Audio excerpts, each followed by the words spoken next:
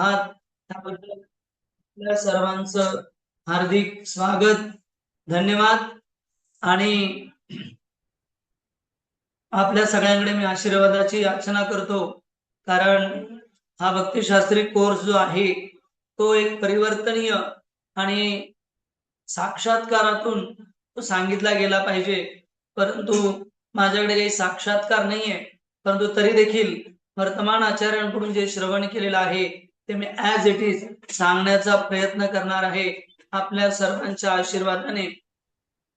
आज आणि उद्या आपण भक्तिशास्त्री हरे कृष्ण सर्वांना विनंती आहे की सर्वांनी आपला म्यूट करायचा आहे, किंवा इथून जर तशी काही फॅसिलिटी असेल की सगळ्यांचा म्यूट तर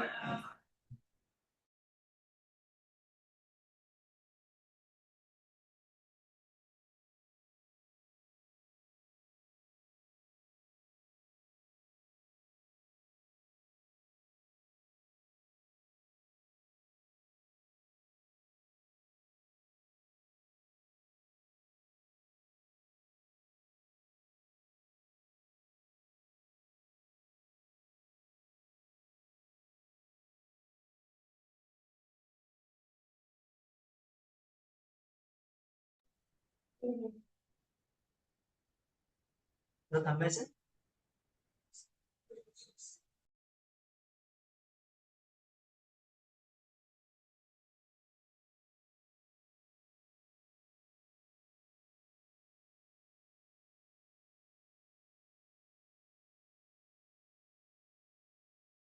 राम हरे राम राम राम हरे हरे, हरे कृष्णा कृष्णा कृष्णा हरे हरे, हरे राम राम राम हरे हरे।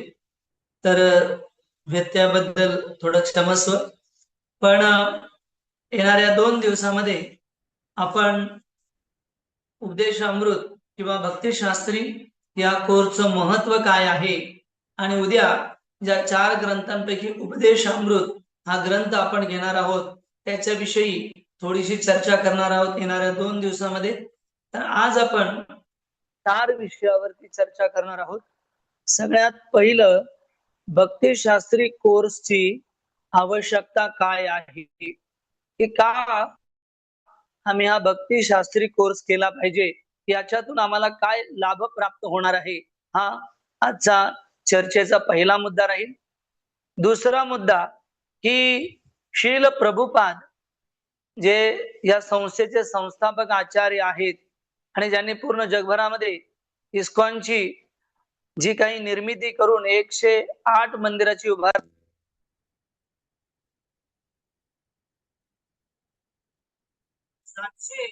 केंद्र आहेत या आंतरराष्ट्रीय कृष्ण भावनामृत संघाची। तर या शील प्रभुपादांचं भक्तिशास्त्री विषयी काय महत्व आहे याची पण आपण चर्चा करणार आहोत। तिसरा विषय, रूप गोस्वामी ज्यांनी हा उपदेशामृत ग्रंथ लिहिलेला आहे यांच्या संक्षिप्त जीवन चरित्राविषयी आज आपण चर्चा करू। आणि चौथा विषय की श्री उपदेशामृत जो पहिला ग्रंथ आहे ज्याची आपण सुरुवात करणार आहोत, या ग्रंथाचा अर्थ काय आहे, जर वेळ मिळाला तर याविषयी चर्चा करू। परंतु आजचा विषय आहे पहिला, भक्तिशास्त्री कोर्सची आवश्यकता का आहे हे जाणणं महत्वाचं आहे। बऱ्याच वेळा आपल्या सगळ्यांच्या मनात हा प्रश्न येईलच की प्रभूजी आम्ही तर मंदिरामध्ये भागवतम प्रवचन ऐकतो, संध्याकाळी सत्रामध्ये गीतेचे प्रवचन ऐकतो, साप्ताहिक सत्संगाला जातो, त्यानंतर आम्ही काही थोडीफार प्रभुपादांचे ग्रंथ वाचलेले आहेत, यात्रेला जातो, मग आम्हाला भक्तिशास्त्री या कोर्सची आवश्यकता का, काय मिळणार आहे आम्हाला या भक्तिशास्त्री कोर्स मधून? तर पहिला मुद्दा की आपण जी भक्ती करत आहोत या भक्तीमधून आपण वास्तविक काय प्राप्त करण्याचा प्रयत्न करत आहोत, हा पहिला मुद्दा। की वास्तविकता जी आम्ही भक्ती करतोय त्याच्यातून आम्ही काय प्राप्त करण्याचा प्रयत्न करत आहोत। जसं भगवद्गीतेमध्ये दिलेलं आहे की 4 प्रकारचे लोक भगवंतांना शरण जातात. त्याच्यामध्ये अर्थार्थी, ज्ञानी, जिज्ञासू वेगवेगळ्या प्रकारचे लोक भगवंतांना शरण जातात. अर्थ म्हणजे की ज्यांच्या जीवनामध्ये काहीतरी संकट आलेलं आहे आणि मग ते भगवंतांना शरण गेलेले आहेत. गजेंद्राप्रमाणे काही लोक जे आहेत ते अर्थार्थी, भौतिक इच्छेने भगवंतांना पूर्णपणे शरणागत जातात. काहीतरी लाभ प्राप्त करण्याची त्यांची इच्छा असते, ध्रुव महाराजांसारखी. त्यानंतर काही लोक जे आहेत ते ज्ञानी, त्यांना जाणायचं असतं याच्या मागे काय तत्व आहे किंवा याच्या मागे काय गुह्य ज्ञान आहे, हे ब्रह्मांड कसं चालतंय, भगवंत आहेत की नाही, नियंत्रक कोण आहे, हु इज द कंट्रोलर, ही जाणण्याची ज्यांना इच्छा असते ते वर्णन येतात की ज्ञानी. आणि चौथा आहे जिज्ञासू, की ज्यांना जिज्ञासा आहे त्या अशा 4 प्रकारचे लोक भगवंतांना शरण येतात. जसं आमचे मित्र आहेत अजित मुकुंद प्रभू, अजित बने, ते कसे काय कृष्ण भावनेमध्ये आकर्षित झाले, तर त्यांचे एक फार चांगले मित्र होते आणि इतकी त्यांची घनी मैत्रीता होती. जिथे जाईल तिथे त्यांच्या बरोबर नेहमी सहवास असायचा. एकदा नाशिकच्या पुढे काही अंतरावरती एक विवाहासाठी सगळे एकत्र जमले होते आणि एकत्र जमल्यानंतर भोजन हे झाल्यानंतर तो जो मित्र आहे अजित मुकुंद प्रभूंचा, तो म्हणाला की मी विवाहामधून निघतो, कारण माझ्या भाचीला मला शाळेतून घेऊन जायचंय. आणि म्हणून ते टू व्हीलर वर निघाले. विदिन 5 मिनिटामध्ये तिथून फोन आला मित्राच्या फोनवरून की तुमचा मित्र त्याचा ऍक्सिडेंट झालेला आहे. मग अजित बने त्यांचे सगळे मित्र तिथे पळत गेले आणि तो जो मित्र आहे तो रक्तरच्या थरोळ्यात पडला होता. आणि मग त्या मित्राला उचललं. त्या मित्राला आशा वाटली की माझे मित्र आता आलेले आहेत, मला आता वाचवतील. पण दुर्भाग्यवश त्या क्षणी त्यांनी देह सोडला. आणि मग अजित मुकुंद प्रभू यांना प्रश्न पडला की हेच जीवन आहे का? या क्षणाला सगळं सोडून जावं लागलं, मित्र, आप्त, परिवार, नातेवाईक, धन, लक्ष्मी, मग याच्या परे काही आहे का? आणि हे जाणण्यासाठी ते मंदिरात येऊ लागले. तसंच वेगवेगळ्या प्रकारे व्यक्ती मंदिरात येत असतो. जसं चौपाटी मंदिरमध्ये एक भक्त जे आहेत ते येणे कसे आले ही एक विशेष गोष्ट आहे. ज्यावेळी मंदिरामध्ये एक विद्यार्थी संकीर्तन रस प्रभू हे ब्रह्मचारी झाले आणि मग त्यांच्या आई वडिलांनी थोडं प्रेसमध्ये जाऊन काही वर्तमानपत्रामध्ये बातम्या दिल्या आणि या बातमीमध्ये आले की कशा प्रकारे इस्कॉन जे आहे ते तरुण मुलांना आणि त्याचबरोबर एज्युकेटेड लोकांना ब्रह्मचारी बनवतं. तर ही जी व्यक्ती आहे न्यूज वाचत होती, पेपर वाचत होती, त्याला हा प्रश्न पडला की इतके एज्युकेटेड लोक कसे काय ब्रह्मचारी बनू शकतात, मग असं काय ते सांगतात. आणि हे परीक्षण करण्यासाठी ही व्यक्ती मंदिरात आली आणि मंदिरात येऊन ही व्यक्ती भक्त झाली. तर अशा प्रकारे वेगवेगळ्या प्रकारे आपण कृष्ण भावनेशी जुडतो. परंतु कालांतराने सुरुवातीला जो कृष्ण भावनेचा फोकस असतो, जी कृष्ण भावनेची तीव्रता असते, स्थिरावते, मंदावते. फोकस जो आहे कधी कधी डळमळीत होण्याची शक्यता असते कलियुगाच्या प्रभावाने. आणि म्हणून आपण इथे काय प्राप्त करण्यासाठी आलेलो आहोत, हा जो उद्देश आहे तो कधीतरी स्थिरावतो किंवा त्या उद्देशापासून आपण थोडस दूर जातो. आणि म्हणून आपला उद्देश काय आहे? आपल्याला गुरु, कृष्ण आणि वैष्णवांना प्रसन्न करणे हा आपला फोकस आहे, हा आपला उद्देश आहे. आणि ते प्राप्त करण्यासाठी आपण भक्तिमय जीवनामध्ये आहोत. परंतु हा फोकस ज्यावेळी दूर होतो, पुन्हा या फोकसला समोर आणणं किंवा त्याच्यातली तीव्रता वाढवणं, यासाठी हा भक्तिशास्त्री कोर्स महत्वाचा आहे. की आपल्याला काय प्राप्त करायचंय या कोर्सद्वारे, की माझा फोकस वाढवायचा आहे.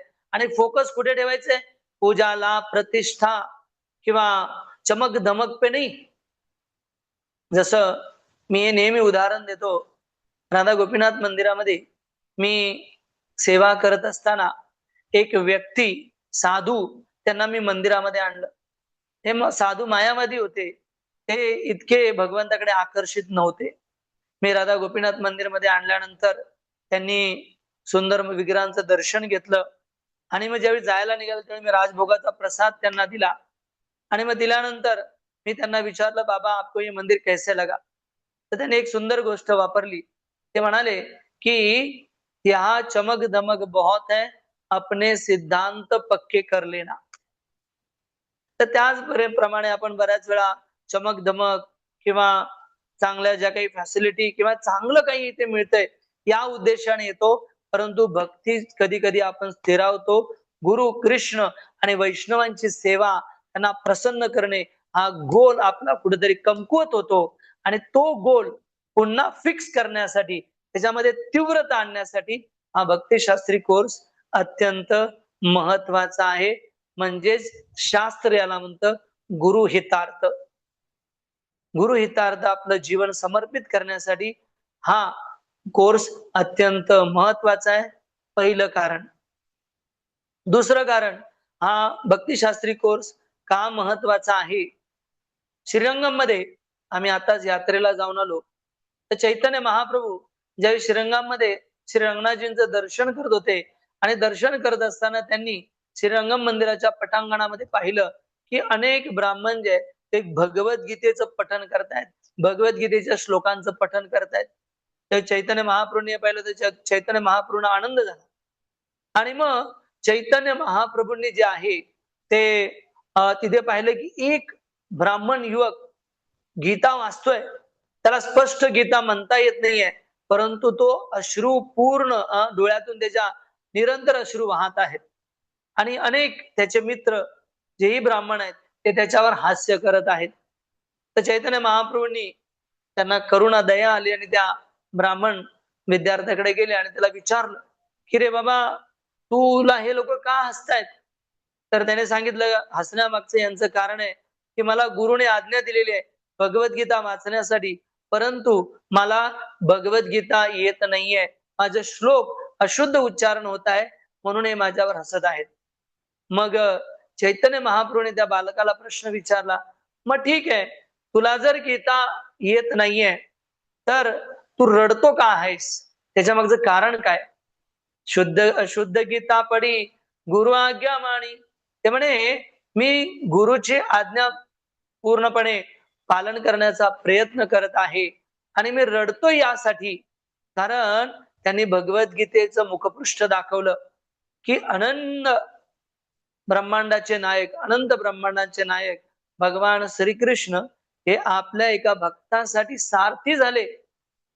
युद्धामध्ये ज्यावेळी सारथी रथ घेऊन चालतो, युद्धामध्ये आवाज इतका भयानक असतो, त्यामुळे सारथीला लात मारावी लागते. जर डावीकडे जायचं तर डावी लात, उजवीकडे जायचं तर उजवीकडे लात.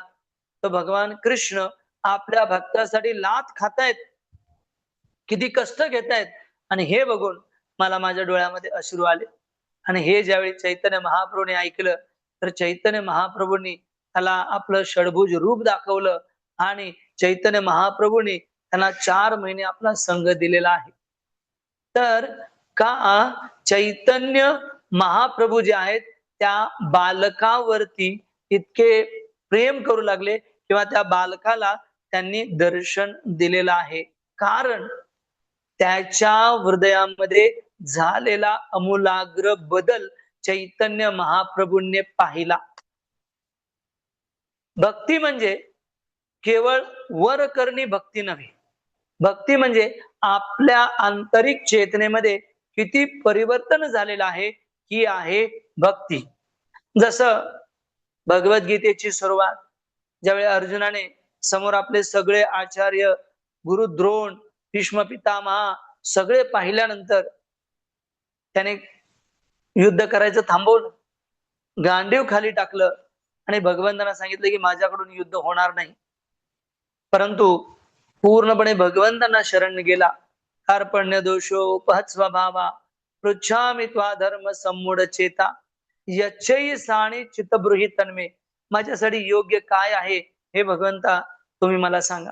आणि ज्यावेळी भगवंतांनी अर्जुनाला संपूर्ण भगवद्गीता सांगितली, पूर्ण भगवद्गीता सांगितल्यानंतर अंततः अर्जुनाची प्रतिक्रिया काय होती?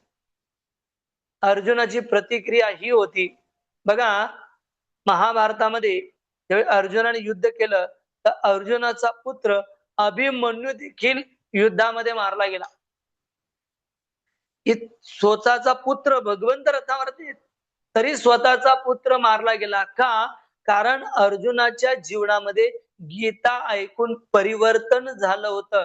नष्ट मोहा स्मृतिर्लब्धा त्वत्प्रसादान मयाच्युत स्थितोस्मी गत संदेह करिष्ये वचनं तव. हे भगवंता, आता माझा मोह नष्ट झालेला आहे. नष्ट मोहा, माझी स्मृती परत आलेली आहे. कशामुळे?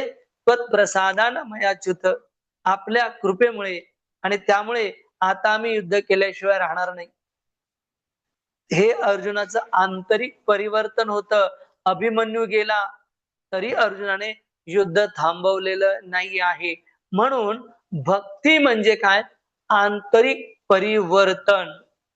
जसं शुद्धकीर्ती प्रभू यांच्या जीवनातला एक दृष्टांत मला फार आवडतो.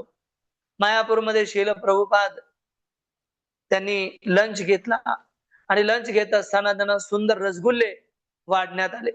प्रभुपादाने ते रसगुल्ला ग्रहण केला, त्याचे काही ज्यूसचे थेंब टेबलावरती सांडले. प्रभुपाद लंच नंतर निघून गेल्यानंतर ज्यावेळी श्रुतकीर्ती प्रभू तिथे आले त्यावेळी त्यांनी पाहिलं की तिथल्या थेंबाला टेबलावरती पडले होते, त्याला तिथे काही मुंग्या चिकटलेल्या आहेत. आणि मग या मुंग्यांना वाचवण्याचा ते प्रयत्न करू लागले, फुंक मारू लागले, टेबल आपटू लागले. प्रभुपादांनी पाहिलं आणि प्रभुपादांनी तिथे जमलेल्या पत्रकारांना, आलेल्या श्रीमंत लोकांना सांगितलं, सी कृष्ण भावनेचा इफेक्ट काय आहे. जे लोक गाईचं मांस खात होते आज ते मुंगीला देखील मारण्याचा विचार करत आहेत. मुंगी कशी वाचेल याचा ते विचार करत आहेत. तर भक्ती म्हणजे आंतरिक परिवर्तन. बऱ्याच वेळा भक्तीमध्ये आल्यानंतर सुरुवातीच्या काळात आपला जो पूर्ववर्ती स्वभाव आहे तो बदलतो, परंतु कालांतराने स्थितप्रज्ञता किंवा भक्तीमधली तीव्रता कमी झाली की आपला स्वभाव पुन्हा वरती यायला लागतो. एकदा काही भक्त ट्रेन मधून प्रवास करत होते. प्रवास करता करता काही भक्त ट्रेन मध्ये चढता क्षणी सीट वरती त्यांच्या कोणतरी बसलं होतं. मग चढल्याबरोबर त्यांनी सांगितलं, बाजू हो जाओ, इधर हो जाओ. थोडेसे जरा मोठ्या आवाजात ते बोलले. ते बिचारे उठून इकडे तिकडे बसले. हे यांनी आपल्या बॅगा सेट केल्या आणि तसाच झाला. आणि मग हे भक्त जे आहे ते ग्रंथ वितरणला निघाले. जसे निघाले, समोरच्या सीटवर बसलेल्या व्यक्तींना ज्यावेळी त्यांनी ते ग्रंथ दाखवले आणि सांगितलं, आम्ही इस्कॉन मधून आलेलो आहोत आणि अशा प्रकारे आमची संस्था आहे, त्यांनी थांबवलं. ते म्हणले, थांबा, तुम्ही काय आहात हे तुम्ही ट्रेन मध्ये आल्या आल्याच आम्हाला कळालं, तुमचं इस्कॉन आम्हाला आल्या आल्याच कळालेलं आहे. म्हणून परिवर्तन आंतरिक फार महत्वाचं आहे. आणि जर हे परिवर्तन आपल्याला करायचं असेल तर या भक्तिशास्त्री कोर्सची अत्यंत आवश्यकता आहे. हा भक्तिशास्त्री कोर्स आपण ऐकल्यानंतर आपल्याला कळतं की माझी भक्तिलता कोणत्या दिशेने चाललेली आहे. म्हणून हा दुसरा मुद्दा श्रील प्रभुपाद सांगतात की भक्तिशास्त्री किंवा अध्यात्म म्हणजे आंतरिक परिवर्तन. श्रील प्रभुपाद जर्मनीमध्ये प्रवचन देत होते आणि प्रवचन देत असताना प्रभुपाद ब्राह्मण, क्षत्रिय, वैश्य, शूद्र यांच्यावर प्रवचन देत असताना एक जर्मन व्यक्ती उभा राहिला. त्याने प्रभुपादांकडे पाहिलं आणि थोड्या उंच आवाजामध्ये प्रभुपादांना तो म्हणाला, स्वामीजी, तुम्ही काही फर्स्ट क्लास आहात का? यू आर द ब्राह्मण आणि आम्ही सगळे शूद्र आहोत, म्हणून तुम्ही आम्हाला मार्गदर्शन करत आहात का? प्रभुपादांचे अनेक वरिष्ठ शिष्य प्रभुपादांकडे बघत होते, कधी प्रभुपाद आम्हाला सांगतील ना आम्ही जाऊन त्याला उचलून बाहेर फेकून देऊ. पण जगद्गुरु श्रील प्रभुपाद रडायला लागले आणि प्रभुपादाने हात जोडले आणि सांगितलं, I am a 5th class. मी ब्राह्मण नाही, क्षत्रिय नाही, वैश्य नाही, शूद्र नाही, मी 5व्या श्रेणीतला आहे. पण माझ्या गुरूंनी मला आज्ञा दिलेली आहे, म्हणून हे दिव्य ज्ञान मी तुम्हाला द्यायला आलेलो आहे. ही नम्रता, हे आंतरिक परिवर्तन आपलं झालं पाहिजे. आणि ते होण्यासाठी हा भक्तिशास्त्री कोर्स जे आहे आपण किंवा आंतरराष्ट्रीय कृष्ण भावनामृत संघाद्वारे हा डिझाईन झालेला आहे. ते दुसरं कारण भक्तिशास्त्री कोर्स करण्याचं. तिसरं कारण भक्तिशास्त्री कोर्स केल्याने काय लाभ होतो किंवा आपण का केला पाहिजे. तर आध्यात्मिक जीवनामध्ये ज्यावेळी आपण प्रगती करतो त्यावेळी आपली शरणागती वाढली पाहिजे, आपला उत्साह वाढला पाहिजे आणि आपल्याला प्रचार करण्याची तीव्रता आपल्या हृदयामध्ये आली पाहिजे. कृष्ण भावनेमध्ये येणं सोपं आहे, जाणंही सोपं आहे. श्रील प्रभुपादांना एकदा एक श्रीमंत व्यक्ती भेटायला आले आणि भेटताना प्रभुपादांना सांगितलं, स्वामीजी मी ज्यावेळी तुमच्या मठामध्ये प्रवेश केला तर मी पाहिलं की 2 साधू 2 भक्त आपसामध्ये भांडत होते. आश्चर्य आहे, साधू भांडतात. प्रभुपाद म्हणले की आश्चर्य यासाठी करू नका ते भांडतायत, आश्चर्य यासाठी करा की कलियुगामध्ये ते उत्साहाने भगवंताच्या भक्तीमध्ये लागलेले आहेत. म्हणून कृष्ण भावनेमध्ये येणं सोपं आहे, जाणं त्यापेक्षाही सोपं आहे, परंतु टिकणं आणि उत्साहाने टिकणं अत्यंत कठीण आहे. बरेच लोक वर्षानुवर्ष इस्कॉन मध्ये राहतातही. तसं मी फार वर्षापूर्वी एक सुंदर वाक्य ऐकलं, इस्कॉन मध्ये राहणं सोपं आहे, 20 वर्ष 25 वर्ष राहू शकतो, पण कृष्ण भावनेमध्ये राहणं फार कठीण आहे. आणि म्हणून आपल्याला कृष्ण भावनेमध्ये राहायचंय. आपली शरणागती वाढली पाहिजे, आपला उत्साह वाढला पाहिजे, आपलं प्रचार कार्य वाढलं पाहिजे. आणि म्हणून इस्कॉन मध्ये अनेक लोक वर्षानुवर्ष येतात, परंतु they are the member of ISKCON. जर आपण खऱ्या अर्थाने शरणागत झालो, उत्साही राहिलो, आपण जर खऱ्या अर्थाने प्रचार केला तर we are the part of the ISKCON. आपण इस्कॉनचे एक पार्ट होऊन जाऊ, एक आधारस्तंभ होऊन जाऊ. आणि ते आधारस्तंभ जर व्हायचं असेल तर आपल्याला हा भक्तिशास्त्री कोर्स करणं अत्यंत महत्वाचं आहे. जबाबदाऱ्या घेण्यासाठी आपल्याला या आंतरराष्ट्रीय कृष्ण भावनामृत संघामध्ये हा कोर्स अत्यंत गरजेचा आहे. कारण वी आर इन कलियुगा, प्रायेनो अल्प आयुष्य सभ्य कलोस्मिने युगे जना, मंद सुमंद मतयो मंद भाग्यायुपद्रता, कलो दोष निधे राजन अस्त्येक महान गुण. कलियुग हे दोषांचं सागर आहे आणि या दोषांच्या सागरामध्ये आपण भगवंताची अहेतुकी भक्ती करण्याचा प्रयत्न करत आहोत. चॅलेंजेस तर अवश्य येणार. मी नेहमी उदाहरण देतो की ज्यावेळी भगवान श्रीकृष्ण सांदीपनी मुनींच्या आश्रमामध्ये शिक्षण घेत होते, सुदामा हा त्यांचा अत्यंत प्रिय मित्र होता. एकदा गुरु माता ने दोघांना बोलवलं आणि सांगितलं, तुम्ही जा आणि वनामधून तुम्ही लाकडे अग्नी वनामधून तुम्ही जे आहे सरपण घेऊन या आपल्याला अन्न शिजवण्यासाठी. आणि मग भगवान कृष्ण आणि सुदामा जंगलामध्ये गेले. परंतु ज्यावेळी जंगलामध्ये गेले त्यावेळी अति भयानक वादळ, अति भयानक पाऊस. अशाही परिस्थितीमध्ये दोघांनी एकमेकाचा हात पकडला आणि खांद्यावरती मोळी घेऊन चालू लागले. तसंच आध्यात्मिक जीवनामध्ये चॅलेंजेस आल्याशिवाय राहणार नाही.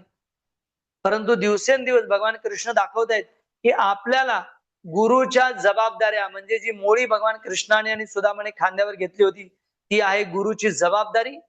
आणि त्याचबरोबर एकमेकांशी लव्ह अँड केअर. सुदामा आणि कृष्ण यांनी हातात हात पकडले होते. तर लव्ह अँड केअर याद्वारेच आपण आध्यात्मिक जीवनामध्ये जबाबदाऱ्या घेऊ शकतो. आणि म्हणून आपल्याला कृष्ण भावनेमध्ये भक्तिशास्त्री कोर्स केल्याने आपण एक जबाबदार व्यक्ती बनल्याशिवाय राहणार नाही. आणि म्हणून आपल्याला हा भक्तिशास्त्री कोर्स करणं अत्यंत गरजेचं आहे. ज्यावेळी आपण जबाबदाऱ्या घेऊ त्याच वेळी आपल्याला आध्यात्मिक जीवनामध्ये साक्षात्कार आल्याशिवाय राहणार नाही. आणि ही साक्षात्काराची पुंजी आपल्याला आध्यात्मिक जीवनामध्ये प्रगती पथावर घेऊन गेल्याशिवाय राहणार नाही. आणि म्हणून आपल्याला हा भक्तिशास्त्री कोर्स करणं अत्यंत अनिवार्य आहे. हे तिसरं कारण. चौथं कारण की भक्तिशास्त्री कोर्स केल्याने आपल्याला काय प्राप्त होणार आहे. भक्तिशास्त्री कोर्सद्वारे आपण श्रील प्रभुपादांचा भाव आणि त्यांचे आदेश समजू शकतो, जाणू शकतो आणि आपल्या जीवनामध्ये ते उतरवू शकतो. जगद्गुरु श्रील प्रभुपाद वयाच्या 70व्या वर्षी अमेरिकेमध्ये गेले. 2 हार्ट अटॅक स्वामी प्रभुपादांना आले. पूर्ण जगभरामध्ये ते 14 वेळा फिरले. अनेक हजारो शिष्य त्यांचे झाले. अनेक इंटरव्ह्यूज त्यांनी दिल्या. अनेक पत्रकारांना त्यांनी प्रश्न उत्तर दिली. अनेक राजनैतिक अनेक लोक त्यांना येऊन भेटली आणि प्रभुपादांनी या कृष्ण भावनेला योग्य प्रकारे प्रस्तुत केलं.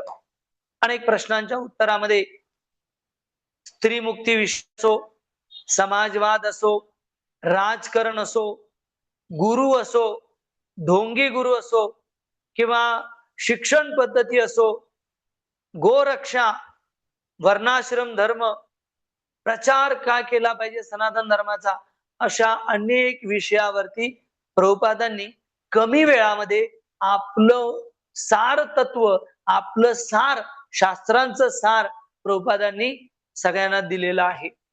आणि म्हणून जर आपल्याला या सगळ्या गोष्टींना प्रभुपादांचं आणि शास्त्रांचं मत काय हे जर समजायचं असेल, प्रभुपादांचा जर भाव आपल्याला समजायचा असेल, तर आपल्याला प्रभुपादांच्या द्वारे इच्छा असलेला आणि जीबीसी द्वारा स्थापित केलेला हा भक्तिशास्त्री कोर्स करणं अत्यंत गरजेचा आहे.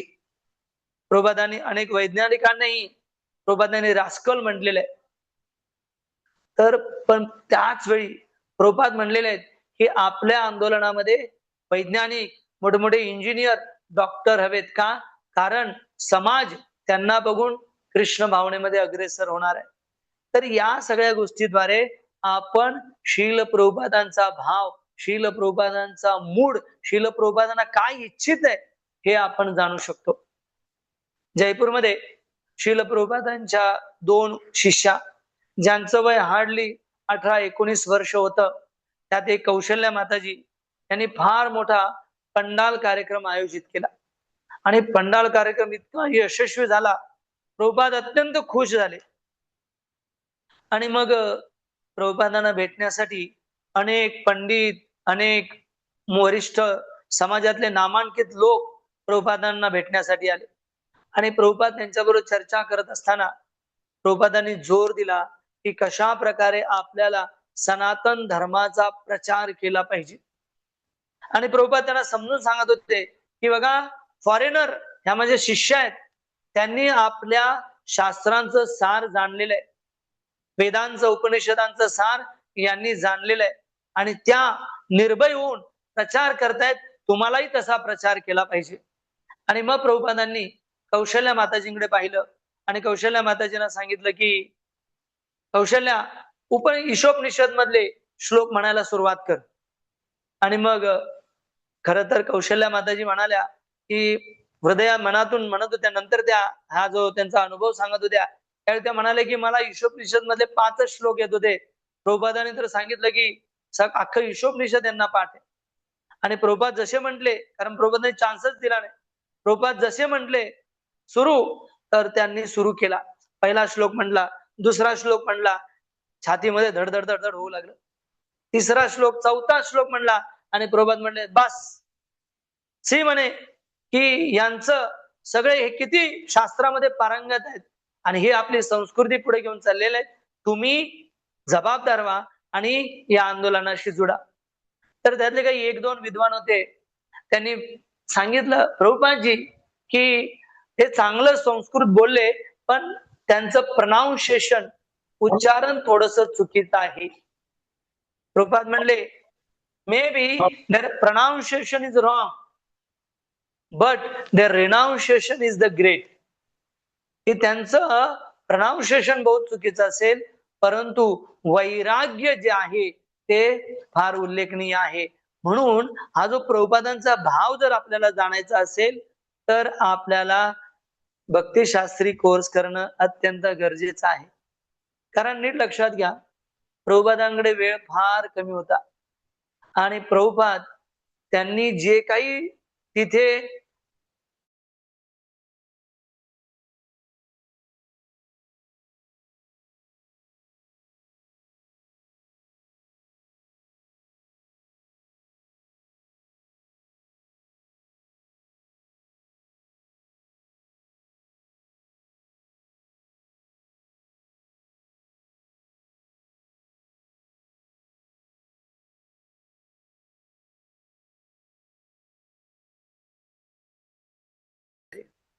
प्रभुपादांनी तळ काळ परिस्थितीनुसार अनेक लोकांना मार्गदर्शन केलं. त्यातल्या प्रभुपादांनी काही शिष्यांना सांगितलं अर्च विग्रहाची सेवा झाली पाहिजे. काही भक्तांना प्रभुपादांनी सांगितलं हरिनाम संकीर्तन फार महत्वाचं आहे. काही शिष्यांना सांगितलं बुक डिस्ट्रीब्युशन हे महत्वाचं आहे. त्यामुळे बऱ्याच वेळा काहींना सांगितलं मॉर्निंग प्रोग्राम महत्वाचा आहे. तर बऱ्याच वेळा काही शिष्य जे आपल्याला सांगितलंय त्यालाच घेऊन पुढे निघतात आणि त्याच्यावर जास्त फोकस करतात आणि म्हणून भक्त समुदायामध्ये देखील कधी कधी द्वंद्व बघायला मिळतो. म्हणून जर आपल्याला प्रभुपादांचा भाव समजायचा असेल, प्रभुपादांचा मूड, प्रभुपादांचा निर्देश जर समजायचा असेल तर आपल्याला प्रभुपादांनी ग्रंथांमध्ये काय लिहिलंय ते वाचायला हवं.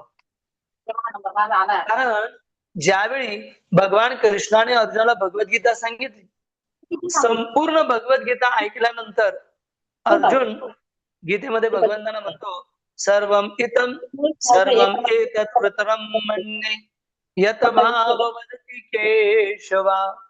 सर्वम इतत् ऋतम म्हणणे की भगवंता तुम्ही आता सगळं ज्ञान दिलेलं आहे आणि मी आता हे केशव सगळं ज्ञान ग्रहण करतो. तर अर्जुनाने असं नाही म्हटलं भगवंता दुसरा अध्याय फार सुंदर आहे, बाकीचं ज्ञानाची काही आवश्यकता नाही. सगळं त्यांनी काय केलेलं अर्जुनाने स्वीकार केलेलं आहे.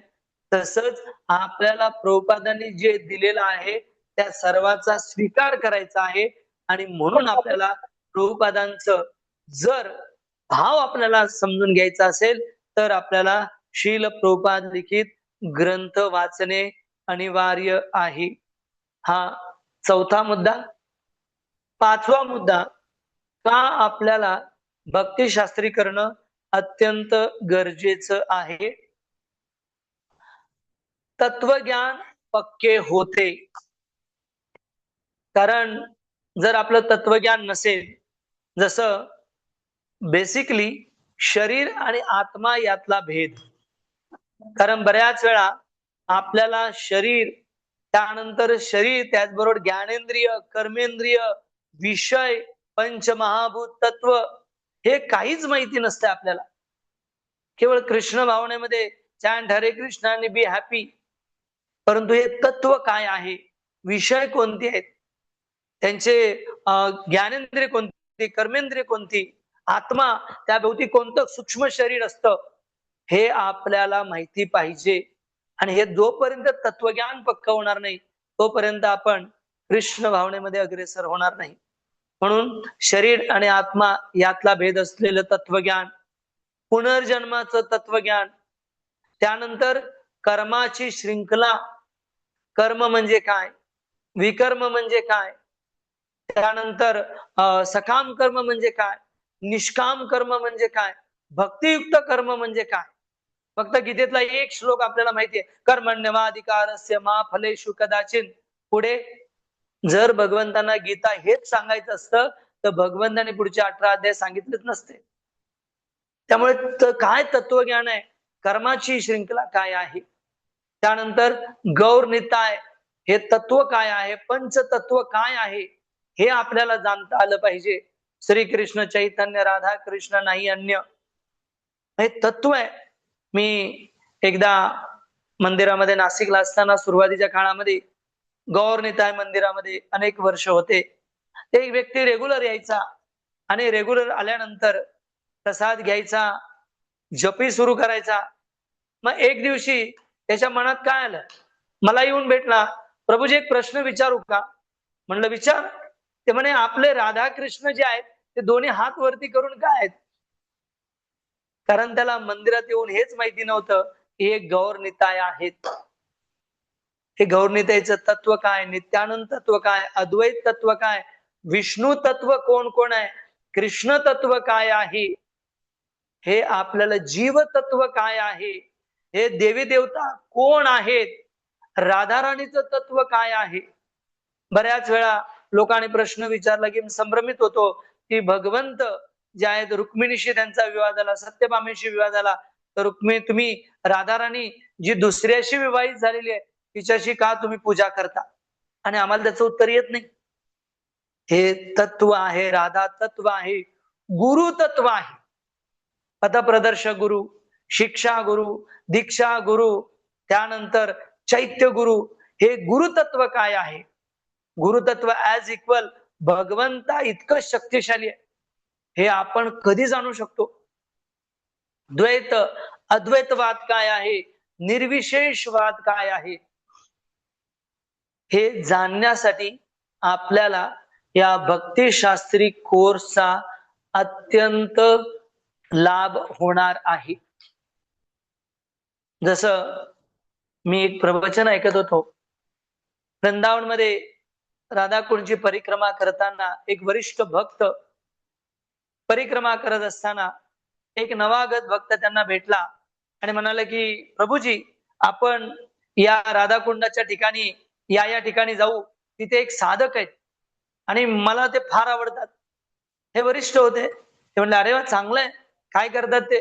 ते म्हणे ते रोज 125 माळांचा जप करतात आणि राधाराणीचे अनन्य भक्त आहेत. आणि अरे वा, 125 माळा जप करतात, ठीक आहे, आणि नेहमी ते राधाराणीच्या राधे राधे राधे राधे राधे राधे राधे करत असतात, तर आपण त्यांचं दर्शन करू. मग हे दोघेही भक्त तिथे गेले, प्रभूजींनी त्यांना प्रणाम केला आणि प्रभूजींनी त्यांना सांगितलं की तुम्ही नवागत आहात, 125 माळाचा जप अनिवार्य नाहीये, तुम्ही आधी ग्रंथांचं अध्ययन करा. परंतु या भक्तांनी, या जप करणाऱ्या भक्तांनी त्यांना सांगितलं की आपण जा, आम्हाला आता दिव्य साक्षात्कार झालेला आहे. ठीक आहे, यांनी हात जोडले आणि निघून आले. आणि मग 2 महिन्यानंतर जेव्हा ते परिक्रमाला गेले, तर तिथून जात असताना आठवण झाली की ते 125 माळा जप करणारे एक भक्त होते, पण ते तिथे दिसत नव्हते. मग त्यांनी आजूबाजूला विचारलं की इथे एक भक्त होते, 125 माळा जप करायचे, ते कुठे गेले. ते म्हणे वो भाग गया, एक लड़की के साथ भाग गया. का? कारण तत्वज्ञान माहिती नाही. आणि म्हणून आपल्याला कॉन्शियसली जर अटॅच व्हायचं असेल या कृष्ण भावनेला, तर आपल्याला हा भक्तिशास्त्री कोर्स करणं अत्यंत गरजेचं आहे. हा 5वा मुद्दा, की आपलं तत्वज्ञान, फिलॉसॉफी क्लिअर होण्यासाठी हा मुद्दा अनिवार्य आहे. भक्तिशास्त्री कोर्स अनिवार्य आहे. 6वा मुद्दा, मनावर नियंत्रण करणं सोपं जातं ज्यावेळी आपण या भक्तिशास्त्री कोर्सद्वारे दिलेला अभ्यासक्रम प्रामाणिकपणे करतो. गीतेमध्ये भगवंताने सांगितलेलं आहे की ही जी इंद्रिय आहेत, सर्पाकार इंद्रिय, ही इंद्रियांची तुलना भगवंतांनी घोड्यांशी केलेली आहे. या शरीराची तुलना भगवंतांनी एका रथाशी केलेली आहे. ज्या प्रकारे रथाला चाकं असतात, त्या प्रकारे या शरीराची तुलना रथाशी केलेली आहे. त्यानंतर जे लगाम आहे, त्या लगामाची तुलना मनाशी केलेली आहे. जो सारथी आहे त्याची तुलना बुद्धीशी केलेली आहे, आणि जो सारथ्य रथामध्ये बसलेला आहे त्याची तुलना आत्म्याशी केलेली आहे. ही जी इंद्रिय आहेत ही इतकी प्रबळ आहेत, कलियुगाच्या प्रभावाने एक जरी इंद्रिय अनियंत्रित झालं तर व्यक्ती आपलं आध्यात्मिक जीवन जे आहे ते नष्ट करू शकतो. इतकी इंद्रिय प्रबळ आहेत, आणि या इंद्रियांना जर कंट्रोलमध्ये ठेवायचं असेल तर लगाम शक्तिशाली पाहिजे. परंतु लगाम कोण नियंत्रण करताय? आपली बुद्धी. परंतु अनेक अनेक जन्म ही जी बुद्धी आहे ती केवळ मनाचं ऐकत आलेली आहे, आणि त्यामुळे आताही आपल्या बुद्धीवरती मनाचं प्रभुत्व आहे. सकाळी मंगल आरतीला जायचं म्हणलं तर मन म्हणतं झोप, भरपूर वर्ष तू मंगल आरती केली, आता नवीन लोक येऊ दे, आपण आता सिनियर झालो. मन आपल्याला कंट्रोल करतं. नीट लक्षात घ्या. एखादी चांगली गोष्ट करायची तर मन आपल्याला मागे खेचतं. आणि म्हणून जर मनावर नियंत्रण करायचं असेल तर बुद्धी स्ट्रॉंग करावी लागेल. आणि ही बुद्धी स्ट्रॉंग होते ज्यावेळी आपण अध्यात्मामध्ये शास्त्रांचं अध्ययन करतो, शास्त्राला प्रामाणिकपणे अनुभव करतो, जे तत्व आहे ते आपण आपल्या जीवनामध्ये आचरण करतो, त्यावेळीच आपलं मनावर नियंत्रण होऊ शकतं. कारण गीतेमध्ये भगवंत सांगतात, मन सर्व कारण कारण. मन हे सर्व कारणाचं कारण आहे. जर हे मन मित्र झालं तर आपली जी काही इच्छा आहे ती पूर्ण करू शकते, पण जर हे शत्रू झालं तर आपल्याला जन्म मृत्यूच्या चक्रामध्ये अडकवू शकतात. आणि म्हणून आपल्याला या मनावर नियंत्रण करायचं असेल तर आपल्याला बुद्धी स्ट्रॉंग करावी लागेल. आणि बुद्धी स्ट्रॉंग करण्यासाठी आपल्याला तत्वज्ञान पाहिजे. कोणत्याही परिस्थितीमध्ये माझी साधना विचलित होणार नाही, ही जी समर्पकता आहे ती आपल्याला भक्तिशास्त्री कोर्स मधूनच मिळणार आहे. आणि म्हणून त्यासाठी आपल्याला भगवद्गीता, ईशोपनिषद, उपदेशामृत, भक्ती रसामृत सिंधू या ग्रंथांचा अभ्यास करायचा आहे. इंद्रियाणि पराण्याहु इंद्रियभ्यो परमण, मनसस्तु परा बुद्धयो बुद्धे परस्तस्तु सा. त्या श्लोकामध्ये गीतेने सांगितलंय की इंद्रियांपेक्षा मन प्रभावशाली आहे, मनापेक्षा बुद्धी प्रभावशाली आहे, आणि बुद्धीपेक्षा आत्मा प्रभावशाली आहे. जर या आत्म्याला आपल्याला योग्य निश्चित स्थळी न्यायचं असेल तर बुद्धीला आपल्याला स्ट्रॉंग करावं लागेल, सक्षम करावं लागेल. आणि त्यासाठी आपल्याला या भक्तिशास्त्री कोर्सची अनिवार्यता आहे, अत्यंत गरज आहे. म्हणून आपल्याला हा भक्तिशास्त्री कोर्स करता आला पाहिजे. 7वं की काय या भक्तिशास्त्री कोर्सची आवश्यकता आहे. भगवद्गीतेनुसार ज्ञान ग्रहण करण्याची ही योग्य पद्धत आहे. गीतेमध्ये भगवंतांनी अर्जुनाला सांगितलेलं आहे, तद्विधी प्रणिपातेन परिप्रश्नेन सेवया उपदेक्षन्ते ते ज्ञान ज्ञानिनं तत्वदर्शना. की भगवंतांनी सांगितलं, तद्विधी प्रणिपातेन, एखाद्या शिष्याला जर भगवत प्राप्ती करायची असेल तर काय करावं लागेल, गुरुला पहिले शरण जावं लागेल. ज्यांनी आपल्या जीवनामध्ये शास्त्र उतरवलेलं आहे त्यांच्याकडे गुरुला शरण जावं लागेल. नंतर तद्विधी प्रणिपातेन परिप्रश्नेन, नम्रपणे त्यांचा सेवक बनून सेवा करावी लागेल. आणि मग परिप्रश्नेन, मग प्रश्न विचारावे लागतील. आणि प्रश्न विचारल्यानंतर मग गुरु काय करतील, तद्विधी प्रणिपातेन परिप्रश्न सेवया उपदेक्षन्ते ज्ञान. मग गुरु जे आहेत ते आपल्याला साक्षात्कार रूपी ज्ञान प्रदान करतील. आणि म्हणून आपल्याला ही जी पद्धत आहे ही भक्तिशास्त्री कोर्सद्वारे आपल्याला प्राप्त होते. यस्य देवे परा भक्ती यथा देवे तथा गुरु तस्य ते कथितम अर्थ प्रकाशन्ते महात्मना. कारण काय झालेलं आहे, आजची जी शिक्षण प्रणाली आहे ती काय होते की जितका विद्वान व्यक्ती बनतो किंवा जितकं ज्ञान अर्जित करतो तितका तो काय होतो, अहंकारी बनतो, समाजामध्ये त्याचं नाव होतं. परंतु अध्यात्मामध्ये उलट आहे. जितकं आपण ज्ञान ग्रहण करू परंपरेद्वारे गुरुच्या आश्रयामध्ये, ज्यावेळी ते ज्ञान प्राप्त होतं त्यावेळी व्यक्ती काय बनतो, नम्र सेवक बनतो. त्याला अहंकार स्पर्श देखील करत नाही, कारण त्यांनी प्रामाणिक गुरु शिष्य परंपरेमधून हे ज्ञान स्वीकार केलेलं आहे. आणि म्हणून आपल्याला, म्हणून पूर्वीच्या काळी ज्यावेळी गुरुकडे कितीही विद्वान शिष्य गेला, जसं श्रील भक्तिसिद्धांत सरस्वती ठाकूर यांच्याकडे एक विद्वान व्यक्ती आले आणि म्हणाले की माझे काही प्रश्न आहेत. भक्तिसिद्धांत सरस्वती ठाकूरांनी सांगितलं, किचन मध्ये जा आणि थोडी मदत करा. माझे जे समोर कार्य आहे ते झालं की मी तुम्हाला बोलवतो. ते श्रीमंत व्यक्ती किचन मध्ये गेली, सेवा केले. पुन्हा आल्यानंतर भक्तिसिद्धांत सर्वी ठाकूरांनी विचारलं, तुमचे काय प्रश्न आहे? त्यावेळी या श्रीमंत व्यक्तीने उत्तर दिलं, मला माझ्या प्रश्नांची उत्तरं मिळाली, धन्यवाद.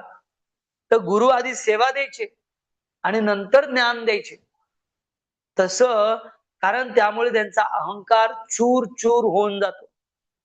गौरांग प्रभू 98 ला 97 ला त्यावेळेला भक्तिशास्त्री कोर्स सुरुवातीला नुकताच आला होता. महाराजांकडे गेले आणि महाराजांना म्हणाले की मला भक्तिशास्त्री व्हायचंय, जेणेकरून मी जर भक्तिशास्त्री झालो तर अनेक लोकांना हे ज्ञान मी देईन.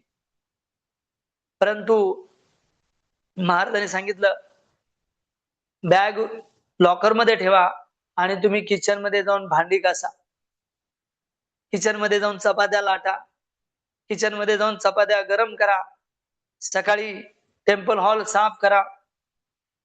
IIT ग्रॅज्युएट गौरांग प्रभू महाराजांना धन्यवाद म्हणून लॉकर मध्ये बॅग ठेवली आणि सेवा करू लागले. आज गौरांग प्रभू जगामध्ये जे सर्वात महत्वाची 100 लोक आहेत, ज्यांची 100 लोक ज्यांची गणना केली जाते, त्या 100 व्यक्तींमध्ये गौरांग प्रभू एक व्यक्ती आहेत, ज्यांचं योगदान समाजासाठी इतकं अभूतपूर्व आहे. का?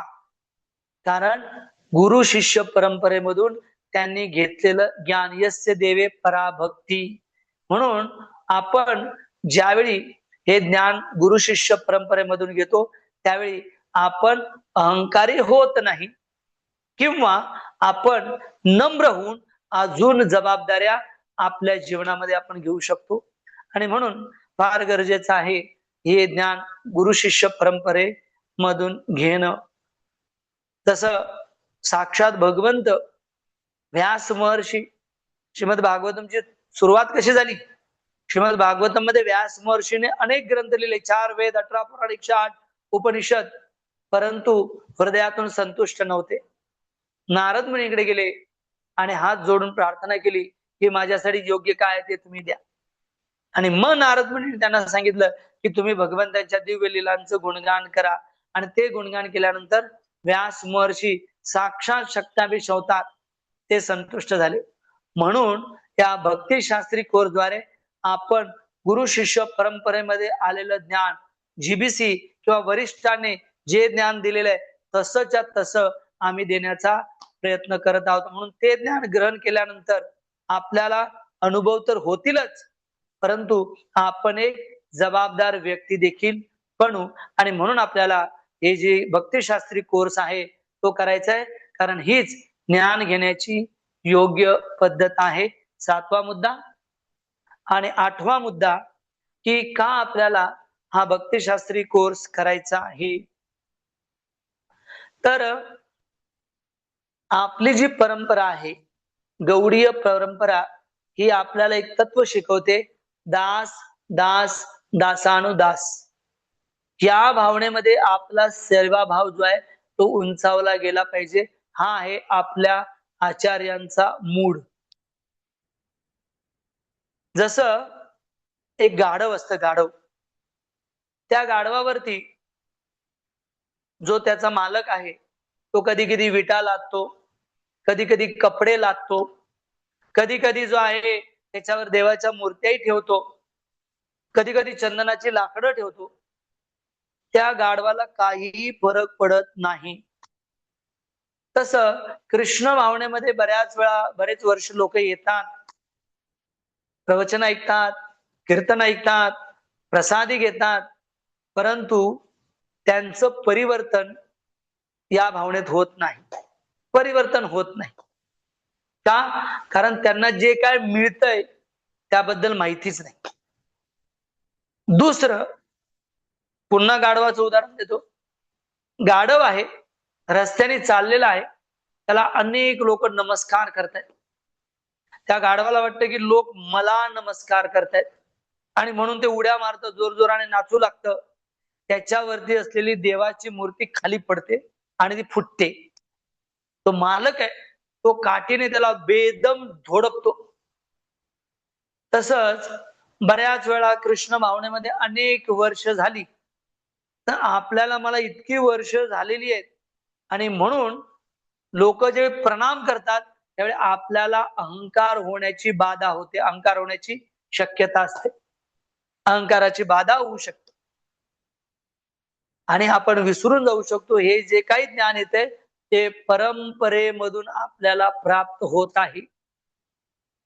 आणि जर आपण हा भक्तिशास्त्री कोर्स केला नाही तर आपण हा जो दुसरा गाढव आहे याची बळी होण्याचा संभव आहे.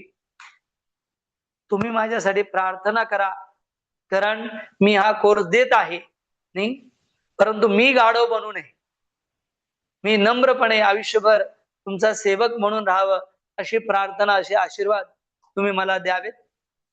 आपली परंपरा सांगते की जे काही ज्ञान येतं, जसं वृक्षाला फळं लागतात तसं ते झाड वागतं, परंतु कालांतराने कृष्ण भावनेमध्ये वर्षानुवर्ष गेल्यानंतर, सॅफ्रॉन मिळाल्यानंतर, ब्राह्मण दीक्षा झाल्यानंतर, काउन्सिलर झाल्यानंतर आपण इनडायरेक्टली दाखवण्याचा प्रयत्न करतो, माझ्यामुळे हे झालं, मी असं असं केलं, मी त्यावेळी असं केलं म्हणून असं झालं. इनडायरेक्टली मी पाहिलेलं आहे. अनेक काउन्सिलर, अनेक तथाकथित वरिष्ठ इनडायरेक्टली कुठेतरी आपला मोठेपणा दाखवण्याचा प्रयत्न करतात आणि लोकांची वाहवा मिळवण्याचा प्रयत्न करतात. कारण कुठेतरी भक्तिशास्त्री किंवा ज्ञान जे आहे ते गुरुद्वारे आलेलं आहे, म्हणून गुरु परंपरेप्रती ते कृतज्ञ नसतात आणि म्हणून त्या गाढवाप्रमाणे गती होते आणि मग कालांतराने द्वंद्व झाल्याशिवाय राहत नाही. म्हणून आठवं की भक्तिशास्त्री कोर्स केल्यानंतर आपल्याला दास दास दासानुदास या भावनेमध्ये राहणं अत्यंत सोपं होतं. बरा भक्तिशास्त्री कोर्स 6 महिने, वर्ष किंवा 1.5 वर्षासाठीच का नाही, हे कोर्सेस आपण, ही पुस्तकं, हे ग्रंथ वारंवार वाचले पाहिजेत, वारंवार ऐकले पाहिजेत, जेणेकरून आपली ती चेतना कायमची राहील. आणि म्हणून 8वं लेसन भक्तिशास्त्री करण्यामागचा उद्देश की आपली जी चेतना आहे नेहमी दास दास दासानुदास या भावनेमध्ये राहते. तर ही 8 कारणं आहेत जी माझ्या अल्पबुद्धीने मी आपल्याला सांगितलेली आहेत की भक्तिशास्त्री कोर्स करण्यामागचा कारण काय आहेत. आता आपण शील प्रभुपादांनी ज्यावेळी आंतरराष्ट्रीय कृष्ण भावनामृत संघ इस्कॉनची स्थापना केली आणि स्थापना करत असताना शील प्रभुपादांनी भक्तिशास्त्री कोर्स किंवा शील प्रभुपादांचे ग्रंथ किती महत्वपूर्ण आहे हे वारंवार सांगितलेलं आहे. आणि म्हणून आज आपण त्याची चर्चा करू की प्रभुपादांनी या ग्रंथांना किती महत्व दिलेलं आहे. प्रभुपादांनी जे आहे ते मे 9, 1972 साली रूपानुग प्रभू यांना पत्र लिहिलेलं आहे. ते लिहित आहेत, आता माझी इच्छा आहे की आपण आपल्या भक्तांना कृष्ण भावनामय बनविण्यावर आणि स्वतःही कृष्ण भावनामय होण्यावर लक्ष केंद्रित करावे. फक्त विस्तार करण्यावर भर न देता त्यात आध्यात्मिकता असावी. जसे दूध उकळल्याने ते घट्ट आणि गोड होते, तसेच आपण ही करावे. दूध उकळा म्हणजेच भक्तिशास्त्री कोर्स याची स्थापना करा आणि हे दिव्य ज्ञान लोकांना सांगण्याचा प्रयत्न करा. जून 20, 1972 साली शील प्रभुपादांनी लॉस एंजेलिस मध्ये असलेल्या स्तोक कृष्ण प्रभूंना पत्र लिहिलेलं आहे. प्रभुपाद लिहितात, आपण दूध इतके पाताळ करू शकतो की ते निरुपयोगी होईल किंवा ते उकळून घट्ट व गोड बनवू शकतो. आता आपल्याकडे पुरेसे अनुयायी आहेत, त्यामुळे त्यांना कृष्ण भावनामय जीवनशैलीत उत्तम प्रकारे प्रशिक्षित करूया. जोपर्यंत माझे विद्यार्थी, प्रभुपाद लिहितायत, कळकळ व्यक्त करतायत, प्रभुपाद लिहितायत, जोपर्यंत माझे विद्यार्थी आध्यात्मिक प्रगती दृढ होत नाहीत तोपर्यंत विस्ताराच्या अनेक कार्यक्रमाचा काय उपयोग? प्रभुपादांनी खंत व्यक्त केलेली आहे. प्रभुपादांनी मे 9, 1972 लाच दामोदर प्रभू होनोलुलू यांना प्रभुपादांनी पत्र लिहिलेलं आहे. आपण पाणी घालून दूध पातळ करू शकतो आणि उकळून ते घट्ट बनवू शकतो. आता आपल्यासाठी उकळण्याची प्रक्रिया सुरू करण्याची वेळ आहे.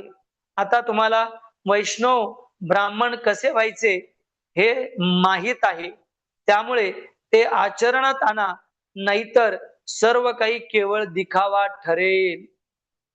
प्रभुपाद लिहितायत की आता जे काही माहीत आहे ते आचरणात आणा, नाहीतर ते केवळ दिखावा ठरेल. थोड्या भक्तांना खऱ्या अर्थाने कृष्ण भावनामय बनवणे अधिक चांगले आहे, त्यापेक्षा अनेक अनुयायी मिळवणे जे खऱ्या तत्वाचे पालन करीत नाहीत. अनेक ताऱ्यांपेक्षा एक चंद्र श्रेष्ठ आहे. प्रभुपाद इथे सांगतायत की कशा प्रकारे आपल्याला कृष्ण भावनेमध्ये तत्वज्ञान पक्क करायचं आहे. शील प्रभुपादांचे ग्रंथ किती महत्वाचे आहेत. प्रभुपादांनी जानेवारी 9, 1976 ला पुष्ट कृष्ण प्रभूंना, जे बॉम्बेमध्ये प्रचार करत होते जुहू मंदिरमध्ये, त्यांना प्रभुपादांनी पत्र लिहिलेलं आहे. सगळ्यांनी ध्यानपूर्वक ऐका. प्रभुपादांची इच्छा काय आहे आणि तुम्ही जाणू शकता की हे पत्र तुम्ही आतापर्यंत वाचलं नसेल. प्रभुपाद लिहितात, भक्तिशास्त्री, भक्ती वैभव, भक्ती वेदांत आणि भक्ती सार्वभौम आमचे सर्व ब्राह्मण तसेच जो कोणी ब्राह्मण होऊ इच्छितात त्यांनी दरवर्षी मायापूर येथे परीक्षा द्यावी. त्यांना भगवद्गीता, नेक्टर ऑफ डिवोशन म्हणजे Bhakti Rasamrita Sindhu, nectar of instruction, Upadesh Amrit, Shri Ishopanishad तसेच देव पूजेवरील पुस्तक आणि इतर लहान पुस्तके यांचे ज्ञान असणे अपेक्षित आहे. परीक्षा उत्तीर्ण झाल्यास त्यांना भक्तिशास्त्री प्रमाण दिले जाईल. संन्यासींना, प्रभुपाद लिहितायत, संन्यासींना भक्ती वैभव परीक्षेला बसावे लागेल, ज्यात भागवतमच्या पहिल्या 6 स्कंदाचा समावेश असेल. म्हणजे प्रभुपादांनी किती दूरदृष्टीने, कारण प्रभुपादांना माहिती होतं कलियुगातले जीव जे आहेत केवळ मोबाईल आणि गॅजेट्स मध्येच लागतील, प्रभुपादांच्या ग्रंथांचा अभ्यास करणार नाहीत. आणि म्हणून प्रभुपादांनी दूरदृष्टी ठेवून ही भक्तिशास्त्री, भक्ती वैभव, भक्ती सार्वभौम याचे परीक्षा घेण्यासाठी जीबीसीला त्यांच्या वरिष्ठ शिष्यांना निवेदन केलेलं आहे. प्रभुपादांनी जे आहे नोव्हेंबर 27, 1968 मध्ये प्रभुपाद भगवद्गीतेमध्ये लिहित आहेत, कृष्ण सर्वोच्च आहेत आणि आपण त्यांचे अंश आहोत. आपण हे अंश कायमचे आहोत. हे सर्व भगवद्गीतेत सुंदररित्या स्पष्ट केले आहे. मी तुम्हाला सर्वांना विनंती करतो की प्रत्येकाने भगवद्गीतेची एक प्रत ठेवावी आणि ती काळजीपूर्वक वाचावी. येत्या सप्टेंबर मध्ये परीक्षा होईल. ती ऐच्छिक आहे, पण मी तुम्हाला तयारी करण्याची विनंती करतो. प्रभुपाद सांगतायत की कृपा करून तयार व्हा, शास्त्रांचं अध्ययन करा. प्रभुपाद जे आहेत बॅक टू गॉडेड मध्ये 1975 मध्ये प्रभुपादांनी बॅक टू गॉडेड मध्ये लिहिलेलं आहे, मी कधीच मरणार नाही. प्रभुपाद लिहितात, आय नेव्हर डाय, मी कधीच मरणार नाही, मी माझ्या पुस्तकांद्वारे जिवंत आहे. जर आपल्याला प्रभुपादांचा संग घ्यायचा असेल तर प्रभुपादांचे हे ग्रंथ वाचले गेले पाहिजेत. जानेवारी 3, 1969 रोजी प्रभुपादाने हंसदूत प्रभूंना हे पत्र लिहिलेलं आहे, जो कोणी ही परीक्षा उत्तीर्ण होईल त्याला भक्ती वेदांत ही पदवी दिली जाईल. अशी माझी इच्छा आहे की माझे सर्व आध्यात्मिक पुत्र म्हणजे त्यांचे शिष्य आणि त्या शिष्यांचे आपण शिष्य आहोत, म्हणजे आपण प्रभुपादांची नातवंड झालो. म्हणजे आपल्याला देखील प्रभुपाद सांगतायत की माझी इच्छा आहे की माझे सर्व आध्यात्मिक पुत्र आणि कन्या ही पदवी वारशाने पुढे चालत राहतील, ज्यामुळे ही आध्यात्मिक परंपरा पुढील पिढ्यानपिढ्यापर्यंत टिकेल. आपण ही पुस्तके केवळ बाहेरच्या लोकांसाठी प्रकाशित करू नयेत. आपण विद्यार्थ्यांनी त्यात सखोल ज्ञान प्राप्त केलं पाहिजे.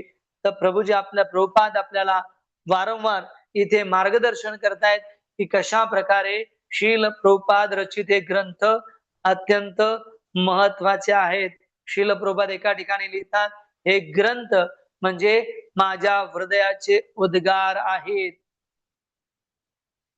प्रभुपाद लिहित आहेत एका लेटर मध्ये की माझ्या जीवनाचा जो श्रेष्ठतम भाव आहे तो माझ्या ग्रंथांमध्ये मी नमूद केलेला आहे.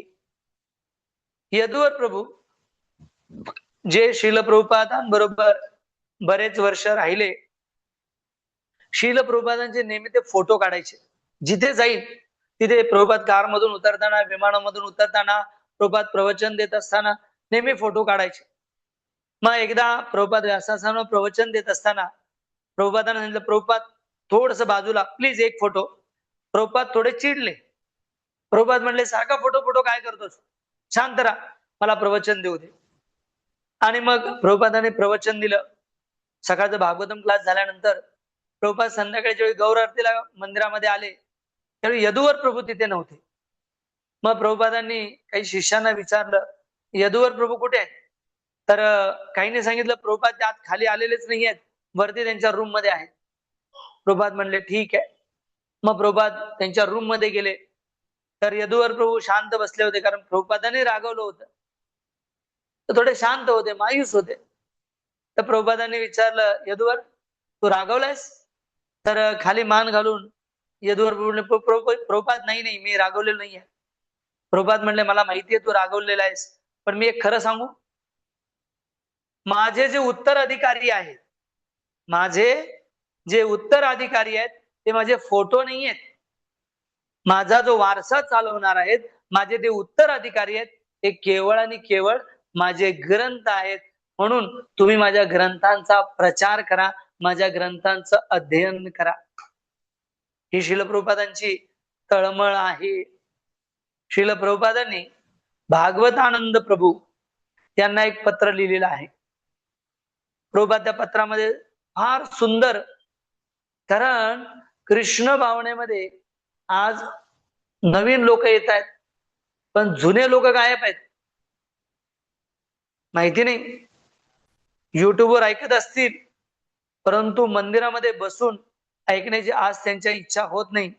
त्यांच्यासाठी सगळ्यांसाठी आहे की कसं प्रत्येक भक्ताने हप्त्यातून एकदा, दोनदा, तीनदा मंदिरात आलं पाहिजे, मॉर्निंग प्रोग्राम केला पाहिजे, भक्तांच्या संघामध्ये जप केला पाहिजे, भागवतम ऐकलं पाहिजे. नाही तर काय परिस्थिती आहे ते प्रभुपाद लिहितात तिथे. भागवतानंद प्रभूंना प्रभुपादाने पत्र लिहिलं. ते म्हणले, माझ्या जे जुने शिष्य आहेत त्यांना अनेक समस्या निर्माण होत आहेत आणि त्या अनेक समस्यांमुळे ते जबाबदारी घेत नाहीत, जबाबदाऱ्या टाळत आहेत. पण जर वरिष्ठ भक्तांनी, वरिष्ठ शिष्यांनी जर जबाबदाऱ्या घेतल्या नाही, तर कनिष्ठ अधिकारी किंवा जे नवागत भक्त आहेत ते जबाबदाऱ्या किंवा ते प्रगती करणार नाही, कारण त्यांच्या समोर कोणी आदर्श उदाहरणच नसेल. त्यामुळे जर तुम्हाला तुमच्या जीवनात सुरू असलेल्या समस्यांवरती जर मात करायची असेल तर प्रभुपाद लिहितात, आणि जर तुम्हाला जबाबदाऱ्या घ्यायच्या असतील, ही मुवमेंट पुढे न्यायची असेल, तर प्रभुपाद लिहितात की गंभीरतेने माझ्या ग्रंथांचं अध्ययन झालं पाहिजे. जर तुम्ही माझे ग्रंथ अध्ययन केलं, माझे ग्रंथ वाचले आणि त्याचा जीवनामध्ये जर आचरण केलं, तर नक्कीच तुमच्या सर्व समस्या नष्ट होतील. आणि म्हणून आपल्याला हे ग्रंथ वाचायचे आहेत. श्रुतकीर्ती प्रभू जे आहेत ते प्रभुपादांच्या अनेक वर्ष निजी सेवेमध्ये होते. तर ते नेहमी पाहायचे की शील प्रभुपाद आपले ग्रंथ स्वतःच वाचायचे. आपले ग्रंथ पूर्णतः स्वतः वाचायचे. तर शुद्धकीर्ती प्रभूंना प्रश्न पडायचा की असा कोणता लेखक आहे जो ग्रंथ लिहिल्यानंतर, पुस्तक लिहिल्यानंतर स्वतःच वाचन करतो. प्रभुपाद नेहमी आपल्या शिष्यांना म्हणायचे की हे सगळे ग्रंथ भगवंताने लिहिलेले आहेत. आणि म्हणून हा जो भक्तिशास्त्री कोर्स आहे हे करावा ही प्रभुपादांची तळमळ आहे, प्रभुपादांची इच्छा आहे.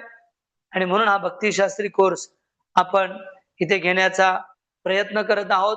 ते हे आहे प्रभुपादांचं भक्तिशास्त्री बद्दल मत, त्यांनी केलेले आपल्या भक्तांबरोबरती पत्र व्यवहार. आता आपण जे 4 ग्रंथ नियोजित केलेले आहेत, सगळ्यात भगवद्गीता एक आहे, भक्ती रसामृत ग्रंथ 2, ईशोपनिषद 3 आणि श्री उपदेशामृत 4. तशा 4 ग्रंथाची येणाऱ्या वर्षभरामध्ये दर सोमवारी आणि मंगळवारी आपण चर्चा करू. टायमांचा काही जणांचा मला फोन आलेला आहे की प्रभूजी टायमाचा थोडं उशीर असेल तर बरं होईल, कारण माताजींना कुकिंग करायचं असतं, मुलांना क्लासवरून यायचं असतं, कोणी जॉबवरून इतक्या लवकर येत नाहीये. आणि म्हणून तुम्ही सगळ्यांनी त्या ग्रुपवरती रिप्लाय टाका की आपण टायमिंग 8 ते 9:30, जेणेकरून तुमचं भोजन झालेलं असतं, माझंही भोजन झालेलं असेल नाही, आणि मग आपण समोर घडी पण नसणार आहे माझ्या समोर, म्हणजे आपल्याला अजून दिव्य खोलवर चर्चा करता येईल. तर म्हणून सगळ्यांनी आपलं टाइम टाकायचं आहे. आणि याच्या परीक्षा कशा होतील किंवा ऑफलाईन होईल, ऑनलाईन होईल, कुठे होईल, काय होईल, याची चर्चा पुढच्या काही सेशन मध्ये आपण करणार आहोत. कारण अनेक भक्तांना अजून जॉईन व्हायचं आहे, अनेक भक्तांना अजून माहिती नाहीये. आणि म्हणून काही काउन्सिलरने रिक्वेस्ट केली की सुरुवातीला तुम्ही काही सेशन घ्या, जेणेकरून जे काही लेट येतील ते ऐकून मग तुमच्या सेशनला जॉईन होतील. म्हणून परीक्षा कशी होईल याची चर्चा आपण 2 किंवा 3 प्रवचनानंतर करू, ज्यावेळी सगळे भक्त जॉईन होतील त्यावेळी. तर आपण पहिल्यांदा श्री उपदेशामृत या ग्रंथाची सुरुवात करत आहोत. आणि या उपदेशामृत ग्रंथाचे लेखक आहेत शील रूप गोस्वामी पाद, जे आपल्या 6 गोस्वामींमध्ये एक आहेत. रूप गोस्वामी पादांच्या नावावरूनच आपल्याला रूपानुग म्हटलं जातं. आणि म्हणून आज आपण हे जे उपदेशामृत ग्रंथ चर्चा करणार आहोत, बऱ्याच वेळा आपण नुसतं वाचतो, परंतु आपण नुसतं कोणाचीही प्रवचन ऐकतो, परंतु जर आपण तो जो वक्ता आहे किंवा ज्यांनी जे ग्रंथ लिहिलेले आहेत त्या वक्त्याबद्दल किंवा त्या लेखकाबद्दल जर आपण त्यांचं चरित्र जाणलं, जर आपण त्यांचं त्या आंदोलनासाठी, समाजासाठी योगदान जाणलं, किंवा त्यांची आध्यात्मिक ऊर्जा किती होती, त्यांची आध्यात्मिक शक्ती काय होती, हे जर आपण जाणलं, त्यांचे आध्यात्मिक गुण जाणले, त्यांचं समर्पण जाणलं, ते किती अध्यात्मामध्ये साक्षात्कारी होते, हे जर आपण जाणलं, तर ग्रंथ अध्ययन करत असताना त्यांचा आपल्या हृदयावरती खोलवर परिणाम होतो. जसं अनेक वरिष्ठ प्रभुपादांचे शिष्य त्याने अनेक त्यांचे जीवन चरित्र लिहिलेले आहेत. परमपूज्य राधानाथ स्वामी महाराज असो, परमपूज्य लोकनाथ स्वामी महाराज असो, परमपूज्य भक्तिचारू स्वामी महाराज असो, अनेकांनी कसे परमपूज्य गोपालकृष्ण महाराजांची जीवन चरित्र मी वाचलं, तर कसे हे भगवत भक्तीमध्ये अग्रेसर झाले.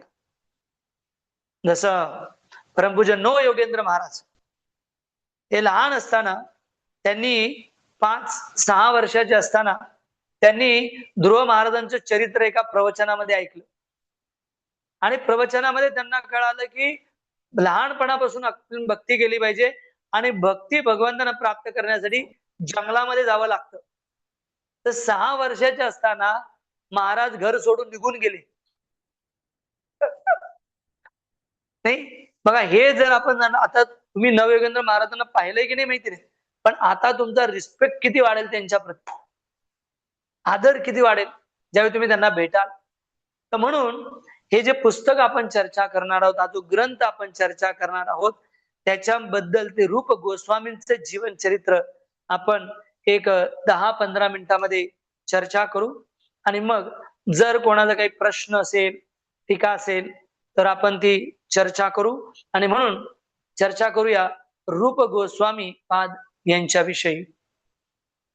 श्री रूप सनातन भट्ट रघुनाथ, श्री जीव गोपाल भट्ट दास रघुनाथ. श्रील प्रभुपाद एकदा प्रवचन देत होते आणि प्रवचन देत असताना एका भक्ताने प्रश्न विचारला, प्रभुपाद, आध्यात्मिक जीवनामध्ये विघ्न येतच, तर हे विघ्न दूर करण्यासाठी आम्हाला काय करायचं आहे, किंवा हे विघ्न दूर करण्यासाठी आम्ही काय केलं पाहिजे. तर फार सुंदर प्रभुपादांनी हा श्लोक म्हटलेला आहे. श्री रूप सनातन भट्ट रघुनाथ, श्री जीव गोपाल भट्ट दास रघुनाथ, येईच गोसाई तार करे चरण न बंधन, जा होते विघ्न नाश अभिष्ट पुराण. फार सुंदर त्यांनी सांगितलेलं आहे की अरे तर त्याने सांगितलेलं आहे की हे 6 जे गोस्वामी, प्रभुपाद म्हणाले की शिव कोणी त्याच्या भक्तिमय जीवनामध्ये ज्यावेळी विघ्न येईल, तो जो कोणी या 6 गोस्वामींच्या चरणांचा आश्रय घेईल, चरण कमलावरती प्रार्थना करेल, त्यावेळी त्यांचे आध्यात्मिक विघ्न किंवा भौतिक विघ्न नष्ट झाल्याशिवाय राहणार नाहीत. म्हणून आपल्याला रूप गोस्वामींचं अनुगत व्हायचं आहे आणि म्हणूनच आपल्याला रूपानुग म्हटलेलं आहे. आणि म्हणून रूप गोस्वामींचं यांचं जीवन चरित्र आपण चर्चा करू की रूप गोस्वामींनी काय आपल्याला दिलेलं आहे. 6 गोस्वामीमध्ये रूप गोस्वामी सर्वात वरिष्ठ मानले जातात. मग त्यांच्यानंतर सनातन गोस्वामी, रघुनाथ गोस्वामी, रघुनाथ भट्ट गोस्वामी, गोपाल भट्ट गोस्वामी, जीव गोस्वामी यांचं आदराने स्थान दिलं. परंतु सर्व वरिष्ठ रूप गोस्वामींना मानत होते. रूप गोस्वामी जे आहेत यांना वैष्णव चूडामणी म्हटलेलं आहे. आता हे रूप गोस्वामी आध्यात्मिक जीवनामध्ये कोण आहेत? श्रीमती राधाराणी आणि भगवान श्रीकृष्ण ज्यावेळी आध्यात्मिक गोलोक वृंदावन मध्ये लीला करतात, त्यावेळी राधाराणीला मदत करण्यासाठी 8 गोपी आहेत, अष्टगोपी, ज्यामध्ये ललिता, विशाखा, चंपकलता, इंदुलेखा, चित्रलेखा अशा 8 अनेक गोपी आहेत. आणि या 8 वरिष्ठ गोपींना मदत करण्यासाठी मंजिरी आहेत. आणि या मंजिरीमध्ये रूप मंजिरी ही प्रमुख मंजिरी आहे. ज्या प्रकारे भगवान श्रीकृष्ण दयेने ओतप्रोत होऊन या बद्ध जीवांवरती कृपा करण्यासाठी या कलियुगामध्ये येतात, त्यावेळी ते चैतन्य महाप्रभू म्हणून अवतीर्ण होतात, गौरांग महाप्रभू म्हणून अवतीर्ण होतात. त्याच प्रकारे रूप मंजिरी ज्यावेळी तिच्या हृदयामध्ये बद्ध जीवांप्रती दया आणि पूर्ण कृपा देण्याची इच्छा होते, त्यावेळी तीच रूप मंजिरी या कलियुगामध्ये रूप गोस्वामी म्हणून चैतन्य महाप्रभूंचे नित्य पार्षद ते बनतात. म्हणून फार गरजेचं आहे आपल्याला समजणं की रूप गोस्वामी हे साधारण कोणी नसून हे साक्षात राधाराणीचे अनन्य सेवक आहेत. त्याचबरोबर रूप गोस्वामींचा भाव काय आहे? श्री चैतन्य मनोभीष्टम स्थापितमेन भूतले स्वयं रूपा कदा मह्यं ददाति स्वपदांतिकम. रूप गोस्वामी यांचा प्रणाम मंत्र आहे श्री चैतन्य मनोभीष्टम. रूप गोस्वामी कोण आहेत? की ते चैतन्य महाप्रभूंच्या मनामध्ये जो भाव आहे हे त्यांनी जाणलेला आहे. आणि म्हणून रूप गोस्वामी हे आपले आचार्य आहेत, ज्यांनी हा उपदेश अमृत ग्रंथ लिहिलेला आहे. रूप गोस्वामी जसं 3 प्रकारचे ज्ञान आहेत. संबंध ज्ञान, अभिधेय ज्ञान आणि प्रयोजन ज्ञान. संबंध ज्ञान म्हणजे काय, की मी शरीर आहे, मी आत्मा आहे आणि माझा भगवंताशी संबंध आहे दास या भावनेमध्ये, हे जाणणं याला म्हणतात संबंध ज्ञान. याच्या पुढे आहे अभिधेय ज्ञान. म्हणजे मी आता जर संबंध जाणलेला आहे तर मला काय प्रक्रिया करायची आहे, काय साधना करायची आहे, कोणत्या यम नियमाचा अवलंब करायचा आहे, हे आहे अभिधेय ज्ञान. आणि प्रयोजन ज्ञान म्हणजे काय, हे अभिधेय ज्ञान जे काही यम नियम आहेत, जसं सकाळी लवकर उठणे, भगवंताची आरती करणे, हे आहे अभिधेय ज्ञान. या अभिधेय ज्ञानामध्ये ज्यावेळी प्रामाणिकपणे रुची येईल त्यावेळी काय होऊन जाईल, ते जे दिव्य ज्ञान आहे त्याला प्रयोजन ज्ञान म्हटलेलं आहे, तोच आपला साक्षात्कार आहे. तर रूप गोस्वामी पाद हे अभिधेय ज्ञानाचे आचार्य आहेत. त्यांनी जे काही यम नियम दिलेले आहेत त्याचा आपण पालन केलं पाहिजे आणि म्हणून आपल्याला रूपानुग म्हटलेलं आहे. श्रील रूप गोस्वामी यांच्याविषयी अनेक ग्रंथांमध्ये, विशेषतः लघुतोषणी ग्रंथांमध्ये वर्णन आहे. कर्नाटकमध्ये, दक्षिण भारतामध्ये सारस्वत ब्राह्मणांच्या वंशामध्ये यांचा जन्म झाला. यजुर्वेद शाखाचे जे भरद्वाज ऋषी आहेत त्यांचं हे गोत्र आहे, त्या गोत्रामध्ये यांचा जन्म झालेला आहे. आणि जीव गोस्वामी देखील लघुतोषणीमध्ये त्यांच्या वंशाचं वर्णन करतात. तर कुमारदेव आणि रेवती देवी जैसर जिल्ह्यामध्ये हे तिथे त्यांची परंपरा आहे, तिथून ही परंपरा सुरू झाली. तर कुमारदेव आणि रेवती देवी यांना 5 पुत्र होते आणि एक मुलगी होती. त्या 5 मुलांमध्ये हे 3 मुलं अमर, संतोष आणि वल्लभ, हे 3 मुलं भगवंताचे अनन्य भक्त झाले. तर अमर म्हणजे रूप गोस्वामी, संतोष म्हणजे सनातन गोस्वामी आणि वल्लभ म्हणजे अनुपम, हे जे आहेत ते देखील एक भगवंताचे अनन्य भक्त झाले. आणि मग हे दोघेही रूप गोस्वामी आणि सनातन गोस्वामी जे चैतन्य महाप्रभूंना भेटण्याच्या आधी नवाबाच्या सेवेत होते. त्यावेळी बंगाल प्रांतावरती नवाबाचं राज्य होतं आणि नवाबाने या दोघांना अट घातली, जर तुम्ही दोघांनी माझ्या पदरी नोकरी नाही केली तर मी कन्व्हर्जन करेन, मी ब्राह्मणांना मुसलमान बनवल्याशिवाय राहणार नाही. आणि म्हणून त्याचा अत्याचार थांबवण्यासाठी रूप गोस्वामी आणि सनातन गोस्वामी, अमर आणि संतोष नवाबाचे सेवक झाले. इतक्या प्रामाणिकपणे त्यांनी सेवा केली की एक अर्थमंत्री झाले आणि एक जे प्रधानमंत्री झाले. आणि मग त्यांचा तो कारभार पाहिल्यानंतर नवाबाने जे आहे त्यांना दोघांनाही पदवी दिली, दबीर खास आणि साकार मलिक. ते दोघही नवाबाच्या नोकरीमध्ये होते, परंतु मनामधून ते पूर्णपणे श्रीमद भागवतम, वृंदावन याच्याशी आसक्त होते. आणि म्हणून रामकेलीमध्ये त्यांनी आपल्या घरामध्ये वृंदावनची प्रतिकृती निर्माण केली होती. आणि अनेक साधू संतांना बोलवून ते प्रामाणिकपणे श्रीमद भागवतमचे प्रवचन ऐकायचे, कथा आणि कीर्तन करायचे. असे प्रामाणिक परंतु हृदयातून त्यांना चैतन्य महाप्रभूंना भेटण्याची तीव्र आतुरता होती. चैतन्य महाप्रभूंनी संन्यास घेतल्यानंतर ज्यावेळी ते दक्षिण भारताच्या वृंदावनच्या दिशेने निघाले त्यावेळी त्यांनी एक मुक्काम रामकेली इथे केला आणि हे दोघे भाऊ रामकेलीमध्ये राहत होते. हरिदास ठाकूर आणि नित्यानंद प्रभूंच्या कृपेमुळे,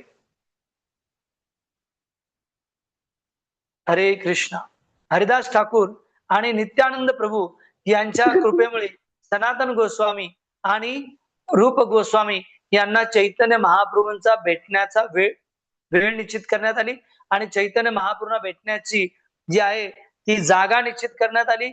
आणि चैतन्य महाप्रभूंना हे दोघे भेटायला गेले. दोघे ज्यावेळी भेटायला गेले त्यावेळी त्यांनी दंते तृणधरी, दातामध्ये तृण धरून, म्हणजे आमची जी मती आहे ती प्राण्यांपेक्षा श्रेष्ठ नाही, अशा नम्र भावनेमध्ये दोघेही भाऊ त्यांना भेटायला गेले. आणि त्यांना भेटायला गेल्यानंतर चैतन्य महाप्रभूंनी जे आहे त्यांना आलिंगन दिलं आणि आलिंगन दिल्यानंतर त्यांना सांगितलं की आता सध्या तुम्ही तुमची कर्तव्य करा आणि मग लवकरच मला तुम्ही जे आहे ते वृंदावन मध्ये जॉईन व्हा असं सांगितल्यानंतर जे आहे रूप गोस्वामी आणि सनातन गोस्वामी पुन्हा नवाबाच्या सेवेमध्ये गेले आणि मग अनेक वर्ष नवाबाच्या सेवेमध्ये राहत असताना आपली दिनचर्या कथा आणि कीर्तन त्यांनी कंटिन्यू सातत्याने चालू ठेवलं. रूप गोस्वामींची चैतन्य महाप्रभूंना भेटण्याची जी तीव्र तळमळ होती त्या तळमळीमुळे रूप गोस्वामींनी सगळी संपत्ती विकली आणि गपचूप जेवढी संपत्ती आली 50% दान केली, 25% परिवारासाठी आणि 25% पुढच्या उदरनिर्वाहासाठी ठेवली आणि ते चैतन्य महाप्रभूंना भेटण्यासाठी निघाले. चैतन्य महाप्रभू हे प्रयागला आहेत हे रूप गोस्वामींना कळालं आणि मग रूप गोस्वामी पोहोचले. त्यांच्याबरोबर त्यांचे लहान बंधू अनुपम हेही होते. ते पोहोचले प्रयाग या तीर्थक्षेत्री. जसं रूप गोस्वामींना चैतन्य महाप्रभूंनी पाहिलं, कारण मी आधीच सांगितलेलं आहे रूप गोस्वामी हे कोणी साधारण व्यक्ती नव्हते. श्री चैतन्य मनोभीष्टम, चैतन्य महाप्रभूंचा भाव त्यांनी जाणलेला आहे. चैतन्य महाप्रभूंनी रूप गोस्वामींना 10 दिवस दशाश्वमेध घाटावरती कृष्ण तत्व, रस तत्व अशा अनेक तत्वांबद्दल 10 दिवस उपदेश केले आणि 2 आज्ञा रूप गोस्वामींना चैतन्य महाप्रभूंनी दिल्या. पहिली आज्ञा, खर तर रूप गोस्वामी चैतन्य महाप्रभूंना म्हणाले की मी तुमच्याबरोबर जगन्नाथपुरीमध्ये येतो, परंतु चैतन्य महाप्रभू म्हणाले नाही, तुम्हाला वृंदावनला जायचंय आणि वृंदावनचं कार्य झाल्यानंतर तुम्ही मला जगन्नाथपुरीला येऊन भेटा. मग चैतन्य महाप्रभू जेव्हा निघून गेले त्यावेळी रूप गोस्वामीने अनुपम वृंदावनच्या वाटेवर निघाले. वाटेमध्ये अनुपम यांचा मृत्यू झाला आणि मृत्यू झाल्यानंतर मग त्यांच्या सगळ्या विधी केल्यानंतर रूप गोस्वामी वृंदावनच्या दिशेने निघाले. या प्रवासामध्ये रूप गोस्वामींनी द्वारकेच्या लीला आणि वृंदावनच्या लीला या स्मरण करून 2 ग्रंथ त्यांनी लिहिले. पहिला ग्रंथ लिहिला विदग्ध माधव आणि दुसरा ग्रंथ लिहिला ललित माधव. त्या 2 ग्रंथांची त्यांनी रचना केलेली आहे.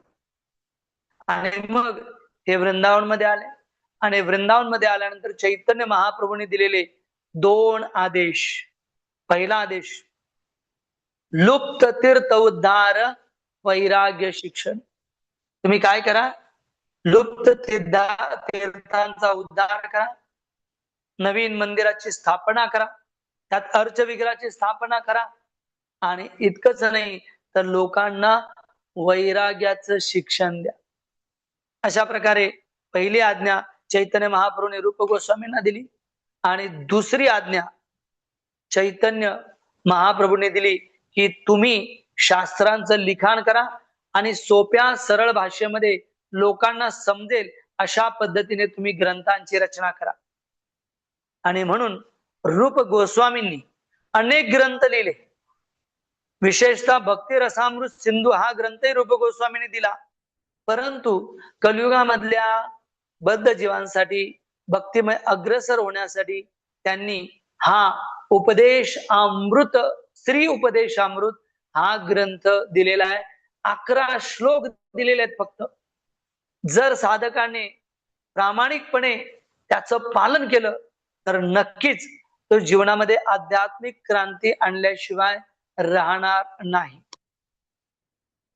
रूप गोस्वामी वृंदावन मध्ये आले आणि राधा दामोदर मंदिर मध्ये त्यांचं वास्तव्य झालं. त्याच राधा दामोदर मंदिरामध्ये जगद्गुरु शील प्रभुपाद राहिले. 6 वर्ष शील प्रभुपादाने तिथे वास्तव्य केलं आणि शील प्रभुपाद रोज रूप गोस्वामींना रडून रडून प्रार्थना करायचे की माझ्या गुरुचे आदेश आहेत की मी पाश्चात्य देशामध्ये जाऊन या कृष्ण भक्तीचा प्रचार करावा. आणि म्हणून शील प्रभुपाद रूप गोस्वामींकडे प्रार्थना करायचे की मला ती शक्ती द्या की मी भागवताचं लिखाण करू शकेन आणि मी चैतन्य महाप्रभूच्या आंदोलनाचा पाश्चात्य देशमध्ये प्रचार करेन. अनेक वृंदावन मधल्या आचार्यांचं असं मत आहे की रूप गोस्वामी श्रील प्रभुपादांना डायरेक्ट उपदेश दिलेले आहेत. ते राधा दामोदर मंदिर जिथे सगळे आचार्य एकत्र येऊन शास्त्रांची चर्चा करायचे, त्या राधा दामोदर मंदिरामध्ये जे आहे रूप गोस्वामी राहिले. तर रूप गोस्वामी हे कोणी साधारण व्यक्ती नव्हते, रूप मंजिरी होते. हे जे रूप गोस्वामी आहेत यांच्याविषयी त्यांच्या जीवनाचे विशेष दिव्य चरित्र आहे.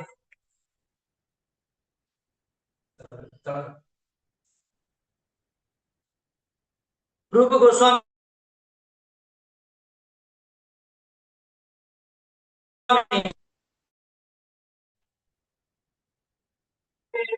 मनात एकदा त्यांच्या इच्छा झाली की मी भगवान श्याम सुंदरासाठी एक सुंदर खीर बनवली पाहिजे.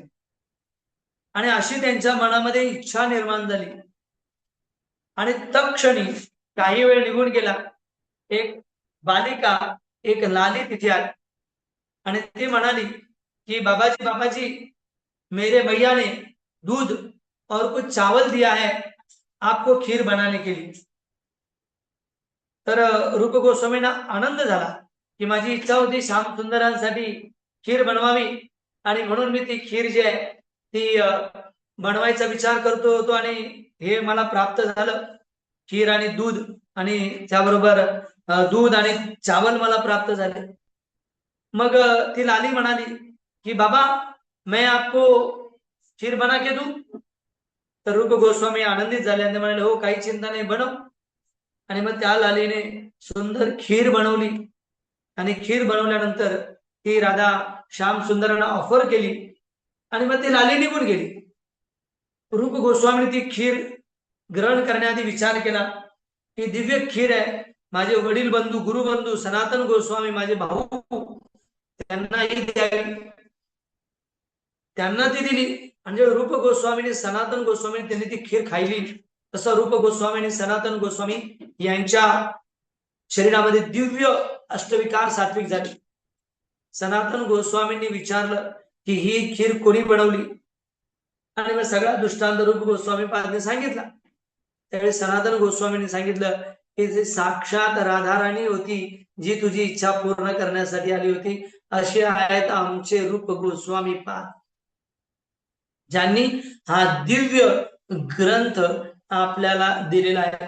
केवळ आणि केवळ 11 श्लोक त्यांनी दिलेले आहेत. या 11 श्लोकाचं गहनतेने आपल्याला उद्यापासून अध्ययन करायचं आहे. उद्याच्या चर्चा सत्रामध्ये आपण या ग्रंथाला श्री उपदेश अमृत हे का नाव दिलेलं आहे, त्याचबरोबर श्रील प्रभुपादांनी ज्या दिवशी हा ग्रंथ कंप्लीट केला तो एक विशेष दिवस आहे. त्या दिवशी काय झालं होतं तेही आपण उद्या चर्चा करू. आणि मग हे जे 11 श्लोक आहेत ते आपल्या भक्तिमय जीवनामध्ये कोणत्या कोणत्या साधनांची तुलना करतात, बरोबरी करतात. तर असं उद्या आपण अमुक हे प्रभुपादांनी प्रस्तावनामध्ये काय लिहिलेलं आहे तर अशी चर्चा उद्या करू. आणि जर वेळ मिळाला तर पहिल्या श्लोकाची चर्चा देखील आपण उद्याच्या चर्चामध्ये करू. पुन्हा एकदा आपल्या सर्वांचं मनपूर्वक धन्यवाद. अनेक भक्त वेगवेगळ्या ठिकाणावरून जॉईन झालेले आहेत. धुळे, शिरपूर, चाळीसगाव, त्यानंतर चोपडा, नाशिक, श्रीरामपूर, गोवर्धन, आमचे राजा रामचंद्र प्रभू हे गोवर्धन वरून कुसुम सरोवरापासून ते देखील या कोर्समध्ये अटेंड झालेले आहेत. तर या सगळ्यांचं मनपूर्वक धन्यवाद. उद्या आपण 8 वाजता हा कोर्स सुरू करावा. जर कोणाला काही प्रश्न असेल तर ते विचारू शकतात. तर थँक्यू व्हेरी मच. पुन्हा एकदा आपल्या सगळ्यांचं जर कोणाला काही प्रश्न असेल तर एखादा प्रश्न ते विचारू शकतात. हरे कृष्ण. हरे कृष्ण प्रभुजी. दंडवत प्रणाम. हरी बोल. दंडवत प्रणाम प्रभुजी. प्रभुजी आज नाशिक मंदिरामध्ये हा जो IDC कोर्स चालू आहे तो आज आणि हो. उद्या आहेत. आता त्याच्यातले काही भक्त आपल्यात एनरोल झालेले पण ते जॉईन नाही होऊ शकणार आहे आज उद्या. बरोबर. त्याची रेकॉर्डिंग आहे का? हो, त्याची रेकॉर्डिंग आहे, ही पाठवली जाईल. ह्या ग्रुपवर येईल का ते? हो, या ग्रुपवरती येईल. आणि मग उद्या 8 वाजता सुरुवात होईल ना? हा, 99% 8 वाजता होईल. कारण ही सूचना फार चांगली आहे की कुकिंग हे झालेलं असेल, प्रसादी झालेला असेल